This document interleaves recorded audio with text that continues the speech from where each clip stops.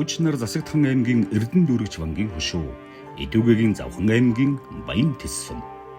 Буян хурж бурхад чуулан энэ сайхан нутагт хэдий дээр цагаас бурхны шашны олон хийд үйл ажиллагаа явуулж, дээдийн номын гэгэн үйлийг будаа тариа мэт дэлгэрүүлэн шашин амьтны тусыг ихээр бүтээж ирсэн номын гэгэт нутаг билээ. 1500 гаруй ламтай Тэсийн хүрээ, Баян болгын хүрээ, Ногоон хүрээ буюу дундав даржаалан хийдүүдээс сүсэгтэн олон шавнараа номын гэрлээр гүйгүүлж, буйны цагаан замаар замчлан хөтлөж явсан ханцшгүй эрдэм төгөлдөр, тэнцшгүй өвдөс бүрэн олон хувраг дээдэс төрөн гарсан түүхтэй. Завхан аймгийн Баян Тэс сум маань дээдсээс одоо түүхт шашин ном дэлгэрсэн хотгоо товлгаад дээдс багш нар одоо төрсэн олон одоо эрдэнэтэн мэрэгд төрж гарсан их одоо шашин соёлын том өв соёлтой одоо ард түмэн юм аа. Манай нутаг хэлэхэд одоо дээр үеэс одоо уламжлалт одоо манай дээдс багш нар одоо байсан Аажаа багш, одоо Аажаа багш, Лам ах, Зээрэн багш, Дүдүү багш гээд том одоо дээдсүүд ингэж заларч ирсэн. Хутагт хувилгаатын 2 дахь хөлгийн нутаг Монголд хувьсгалын улаан туг намжирч байсан тэр он жилүүддээ ч сайн үлсийн үр тасраагүй амьд нэгэн гэрчин Буурлагшийн хувилгаан гончиг овогтой гиндэн жамц байлаа. Тэрээр 1920 онд Хуучнаар Засагдхан аймгийн дүүрэгч вангийн хошуу буюу одоогийн Завхан аймгийн Баян Тэс сумын нутагт мэндэлсэн байна. 4 настай дан төвд хэлээр ямар ч номыг төвдөрлгүй уншиж тодорсон хүүг Баян булгийн хүрээний гавж гинтэн пил онцгойлон үзэж дээрхийн гэгэнд айлтгал хүргэсэн гэдэг. Ийхүү 1925 онд гиндэн жамц хүүг Чойжоо бурхны хувилсан дүр, төвдийн Буурал багшийн дүр хэмээн тодруулж, Чүлтэм ням хэмээх сахилын нэрийг хайрлан Баян булгийн хүрээнд залсан түүхтэй.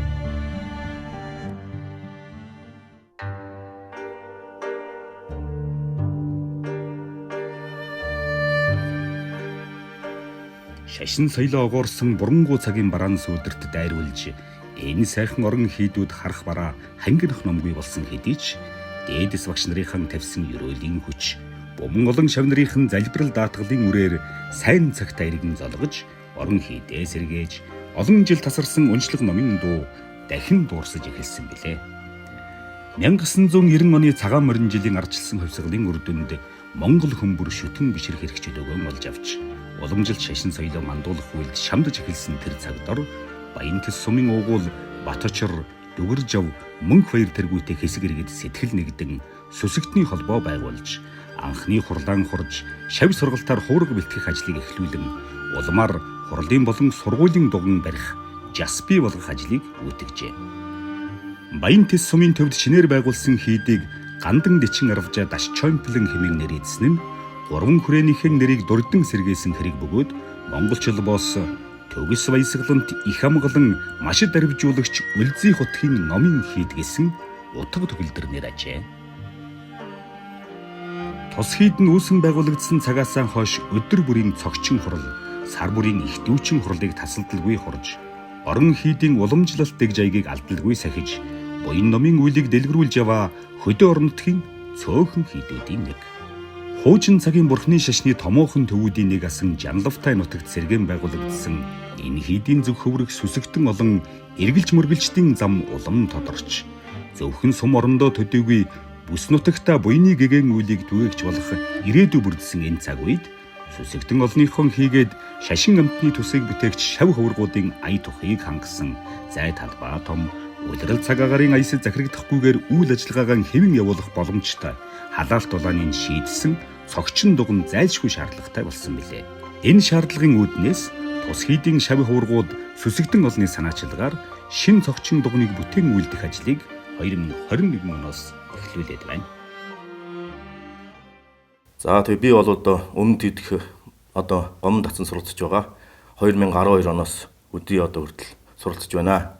За 2021 оноос одоо ингээд анх одоо нутгийн орныхоо одоо хийдийг одоо ингээд сайхан завсарлаж шингэж сэргээ одоо нутгийн орны одоо албан байгууллагууд засах дарга хүмүүстэй ингээд ярилцаад хамгийн гол нь одоо хуучин хийдээ сэргээ завсарлая гэсэн үүднээс бид нар ингээд ярилцсан юм аа. Тэгээ ярилцаад одоо ингээд хуучин хийдийг ингээд барихад одоо маш одоо дээрийн одоо эд материалаас орсон хуучирсан учраас тэрийг одоо дахиж барихад одоо асуудал үүссэн учраас дахиад шинээр сайхан хийд барья гэсэн одоо ийм сүсгтэн олон зон олон тэгээд сумын зах даргын одоо бид нар хоорондоо ярилцж одоо энэ шинэ хэд барья гэсэн одоо ийм шийдэл төрсэн.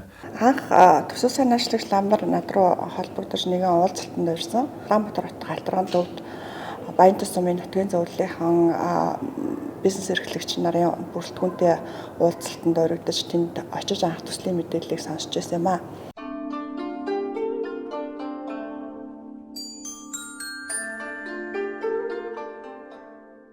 Анх тус хийдийн шав хөврөг Үлзий очир Онолбаатар Батзаяа нар санаачлан нутгийн иргэс үсгдэн олон хандив өгч дэмжснээр хийдийн барилгын ажил шаардлагатай хөрөнгө оруулалтын эхлэл тавигдсан.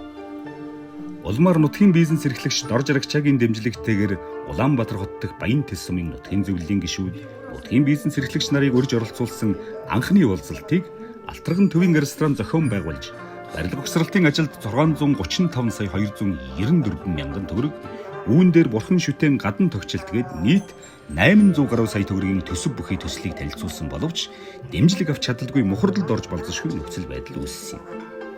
Харин энэ цаг үед Жаргалант мах импекс компани захирал хадагтай анх баярын тавьсан санал үүсэд байсан гацааг арилгаж уур амьсгалыг эерүүлэн төслийг амжилттай урагшлуулах гарц гаргалгаа болж өгсөн төвхтэй. Лам нар маань танилцуулсан төслийг бол тухайн оролцогч нар хоёр хуваагдаж ойлгож авсан. Нэг хэсэг нь болохоор хуучин ганданга сэргээн засварлын шинэ гандан эдийн шаардлага байхгүй. Нөгөө нэг хэсэг нь болохоор төсөв хэд өндөр байна гэдэг саналын ийм зөрчилдөөн болж исэн. Тэгээ бид бүхэн тэр уулзалтан дээр нэлээд ярилцж агаад ямар ч гэсэн нэгдүгээрт ажлын хэсэг байгуулъя. Төсөв гаргая. Хоёрдугаарт үйл ажиллагааны төлөвлөгөө гаргая. Тэгээд эргээд дахин ажиллацгаая гэдэг саналын шийдэлд хүрээд тухайн хурал маань өндөрлөж исэн. Бичиг цаасныхын хувьд ажлын хэсгийг ахлаад намайг ажиллаад өгөөч гэж дахин төсөв санаачлагч нар маань над руу хандсан. Ингээд би зөвшөөрөөд бид бүхэн ажиллаа эхлүүлсэн байгаамаа.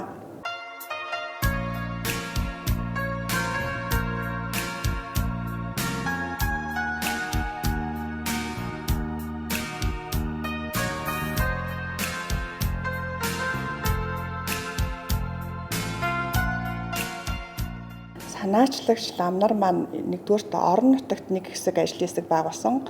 Хоёр дахь нь болохоор Улаанбаатарт ажлын хэсэг байгуулсан. Улаанбаатарт ажлын хэсгийн үнцэндээ бол би ахлаад ингээд тухайн жилээ нэлээд хэдэн ажлуудыг төлөвлөсөн. Энэ ажлуудын нэг нь дотоод төсвийг эцэслэж дахин гаргах, хоёрд нь үйл ажиллагааны төлөвлөгөөнүүдийг төлөвлөсөн.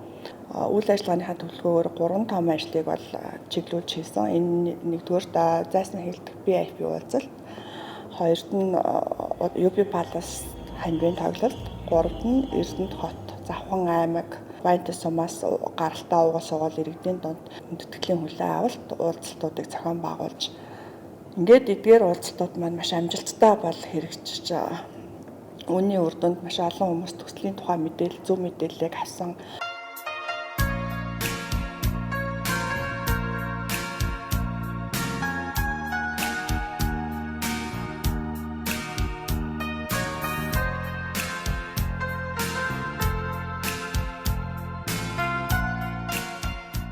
Миний аав хотын Завхан аймгийн Баян тусмын би өөрөө бол Баян тусманд төрж өсөж тавьдээ 10 жил тэдний бол төгсөөгүй.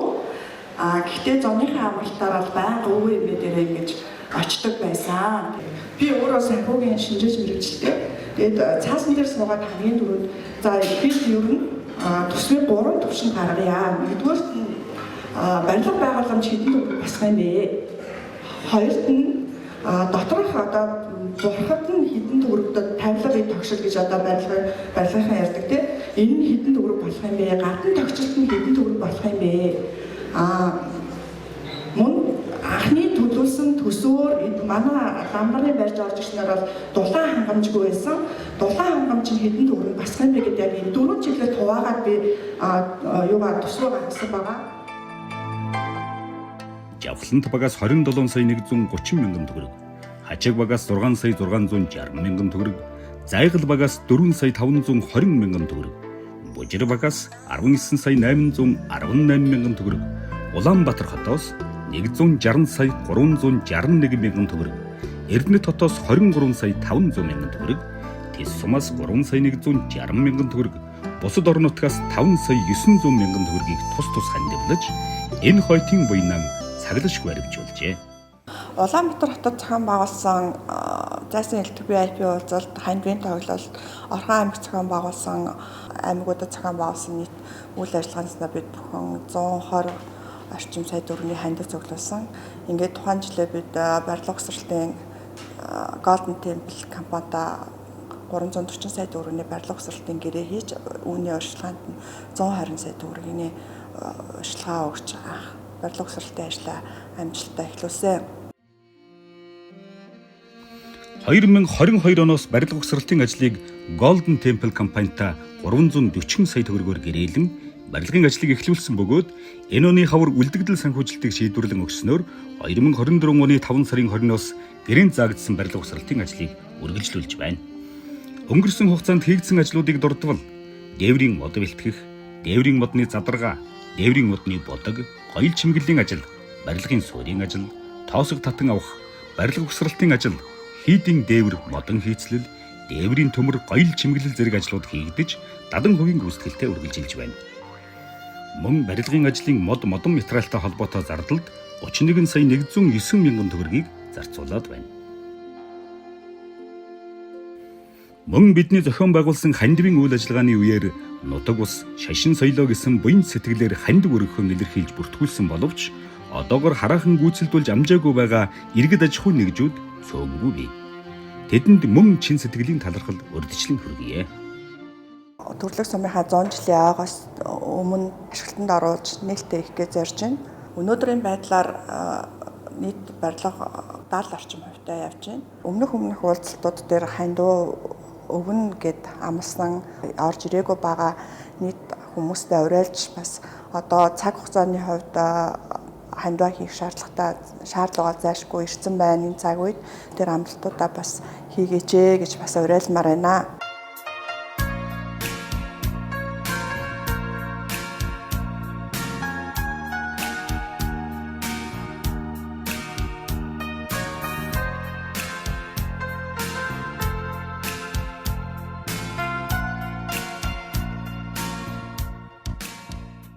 Манай төслийг төрлөх сумандаа баригдаж байгаа энэ шинэ гандан хийдийг байнгын ажиллагаатай байх хийдэд одоо сэтгэлийн өргөл хандив буйны сэтгэлээр өргөхийг бас чин сэтгэлээсээ хүсэж байна. Та бүхэнд бид бүхэн зориулж тайлан мэдээллүүдийг гаргасан байгаа. Одоо нийт шаардлагатай байгаа санхүүжилтуудыг ямар ажлууд дутуу байгааг доорх графикээс харна уу?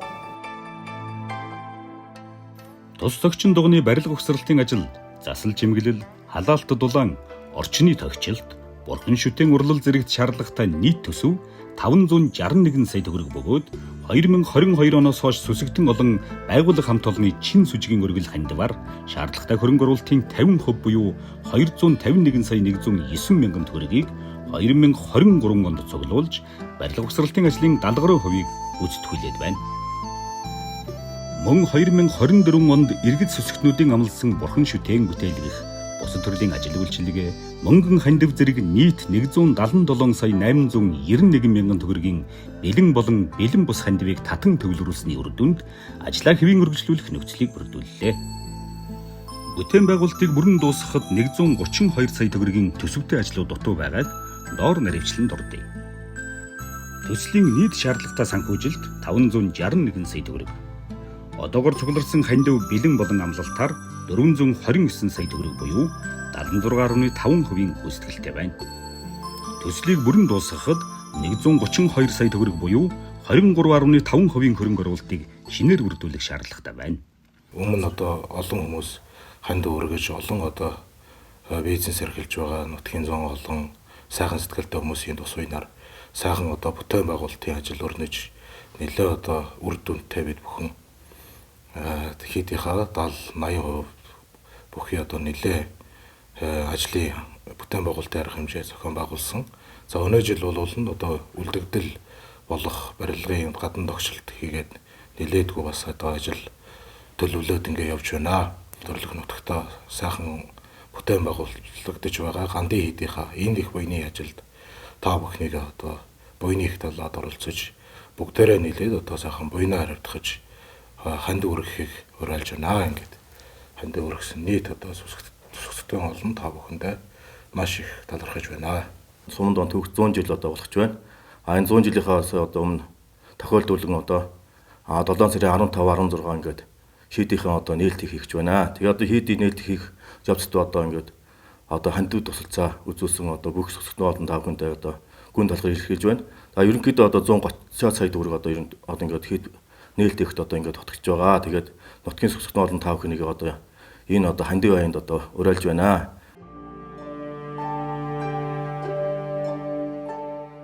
Шин дацанг баян тэс сум үүсэн байгуулагдсны 100 жилийн ойн өмнө албан ёсоор нээхээр төлөвлөж байгаа бөгөөд ингээхийн тулд шаардлагатай үлдэгдэл санхүүжилтийг нэн яралтай шийдэх зорилт тулгарч байна. Өнөөдрийн байдлаар барилгын үндэсэн гүйцэтгэл хийгдсэн төдийгүй зарим бурхан шүтээнийг ч мөн бүтээлгээд байна. Одоогийн байдлаар бэлэн болсон бурхан шүтээнийг танилцуулбал 1 м өндөр богд зонхов, тус бүр 50 см өндөр хайдвжи, жалцвжи 2 шавийн хамт, 1.4 м өндөр гомб сахиус, жамсран сахиус, лам сахиус, гандан лавжмаа, 1.5 м өндөр бурхан багш зэрэг бурхад шүтээнийг бүтээлгээд байгаа бөгөөд одоо 1 м өндөр ямандаг, 1 м өндөр ногоон дарих, 1 м өндөр цагаан дарих зэрэг шүтээн бурхадыг бүтээлэх шаардлагатай байна. Бид бүхний төсөл амжилттай дуусгаад одоо 2 сар үлдээд байна. Зарим нэг дутуу санхүүжилтүүд шаардлагатай байгаа санхүүжилттэй ажлууд байгаа. Энэ шаардлагатай санхүүжилтийн ажлуудыг бид бүхэн та бүхэнд доорх графикаар үзүүлье. Хийдийн бүтээн байгуулалтын ажлыг иж бүрнээр нь дуусгаж сүсгтэн олонны өмнө үүд хаалгаа нээхэд шаардлагатай байгаа төсвийн задаргааг харуулбал халаалт сангийн ажилд 15 сая төгрөг, гадна тогтчлтын ажилд 15 сая төгрөг, ойдл гоёл чимгэлийн ажилд 22 сая төгрөг, ганжир бод гөрөөс бүтээхэд 15 сая төгрөг, дүг жанцсан бүтээхэд 15 сая төгрөг, 1 м өндөр ямандаг бурхан бүтээхэд 20 сая төгрөг, 1 м өндөр ногоон дарих бүтээхэд 10 сая төгрөг, мөн 1 м өндөр цагаан дарих бүтээлэхэд 10 сая төгрөг, тээвэр үйлчилгээний зардалд 10 сая төгрөг, нийт 132 сая төгрөгийн хандив шаардлагатай байгаа бөгөөд дээрх бурхан шүтээнийг ах トゥ хамаатан саднаараа нийлэн бүтээлэх нь нээлттэй байгаа болно. Энэхүү төслийг дэмжиж ажиллаж байгаа Баянтэс сумын засаг дарганы хамгаалын газар буюу засаг дарга, Улаанбаатар хотын нутгийн зөвлөлийн хамт олон орон нутгийн маань бизнес эрхлэгч нар сүсгтэн олон хандив өгч байгаа нийт хандивлагч нартаа төслийн ажлын хэсгийн хамт олон маш их талархаж байгаагаа илэрхийлж байна.